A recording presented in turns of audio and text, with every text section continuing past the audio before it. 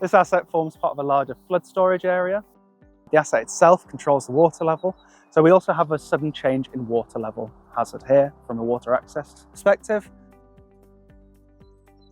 As this flood storage area fills, we have the risk of a sudden change in water level at the asset location. We have a known evidence of misuse of the site. We have some alcohol bottles, etc. here, so we know there's misuse of the site, and that's something we should consider when we're thinking about potential measures to implement on this site. So now we can consider our land access moving parts hazard. This hazard, as we said, is present from the moving components of the gate itself. So some of the control measures in place for this, you can see I've got through one of the gates, but we've got secured and padlocked gates that lead to the mechanisms. The driver assembly themselves are padlocked off. We've got steel housing around any moving parts as well to prevent accidental injury. So as you can see, the control measures for this site for moving parts are to secure those moving parts away from the public. The footpath is behind me and there's no way for somebody to accidentally interact with those moving parts.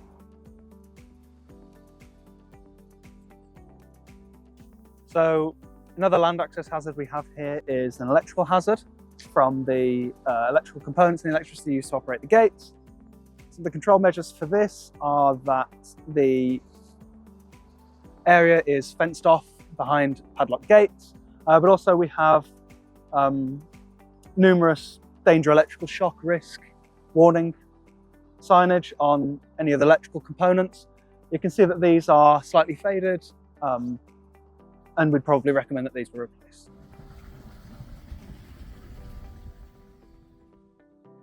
So I've moved up here just so we can see another control measure for the moving parts hazard. You can see we've got some signage here. It says no unauthorised access, clearly in red, prevent access, but also danger machinery starts without warning.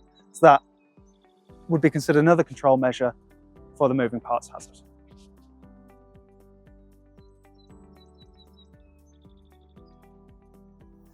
I have a number of things to consider with uneven ground here. Part of the control measures for this is the lineage you can see to the steps beneath me. You can see the grass is relatively well maintained, and most of the concrete areas are free of debris and cleared regularly. We also have here the handrails on either side of the steps down to the lower section.